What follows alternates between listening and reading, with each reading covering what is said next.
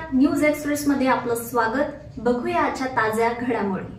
पिंपरी चिंचवड महानगरपालिकेकडून वाकड म्हातोबानगर परिसरात अतिक्रमण निर्मूलन मोहीम राबवण्यात आली। विकास आराखड्यातील 24 मीटर डीपी रस्त्यावर असलेल्या सुमारे 1500 चौरस मीटर जागेवरील 41 अनधिकृत झोपड्या व बांधकामांवर निष्कासनाची कारवाई करण्यात आली। रस्ता रुंदीकरणाच्या कामासाठी ही कारवाई करण्यात आल्याची माहिती उपआयुक्त अण्णा बोदडे यांनी दिली।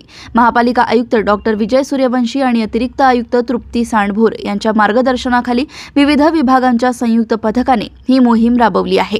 महापालिकेच्या स्थापत्य, झोपडपट्टी निर्मूलन, नगररचना, दळणवळण, विद्युत, अग्निशामक तसेच सुरक्षा दलाच्या सहभागाने कारवाई पार पडली। महापालिकेने नागरिकांना आवाहन केलंय की शहराचा नियोजनबद्ध विकास आणि भविष्यातील सुविधा लक्षात घेता आरक्षित जागांवर अतिक्रमण करू नये।